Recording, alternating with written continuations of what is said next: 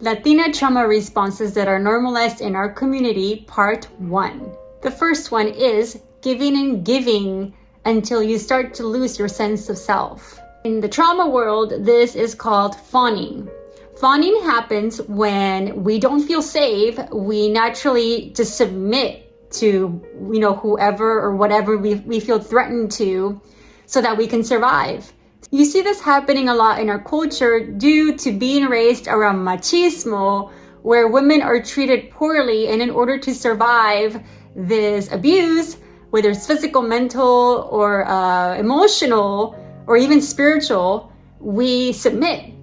The other reason we do this is because of traumas that our ancestors experienced that have been passed down to us due to colonization. If you haven't watched my video on this, make sure you watch it. I created a video, so go back to my channel and check that out. The second one is over-sacrificing your needs for the sake of la familia. And this is really well known as well in the Latina culture, where women tend to just over-sacrifice their needs, and it's almost like something that is praised. However, when we do this, we're normalizing codependency. So it's actually not healthy for anybody, especially if the other people are adults. Taking care of our own needs is part of our human development, and when we don't do that for ourselves, or we allow somebody else to do that, we're not allowing ourselves to develop ourselves fully and live in our empowered selves. The third one, I know some Latinas are not gonna like me saying this, but I have to say it. And that is yelling and bullying each other. And that's really what it is. In our culture, we have normalized calling each other really hurtful names, yelling at each other, treating each other really poorly. And yet when we're out in the world with complete strangers, we're really nice to them.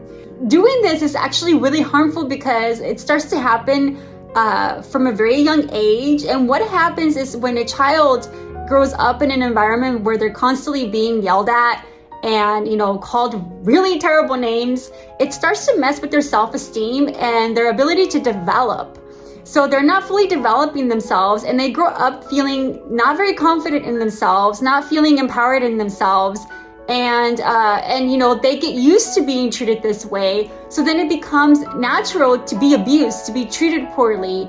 And what happens is, if you're a woman, you might end up in relationships that are toxic, that are unhealthy. You might end up in work environments that are unhealthy or abusive, because that's what we grew up with.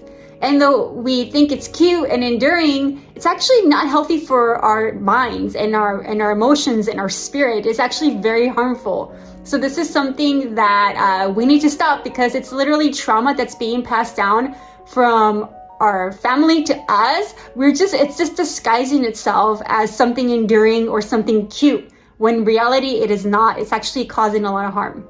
If you consider yourself a driven Latina and you want to learn more about trauma and how to heal from it and how to process it so you can live your fullest potential in the world, make sure to follow me. And also join my classes where I will show you how to actually process that so you can live your fullest potential in the world.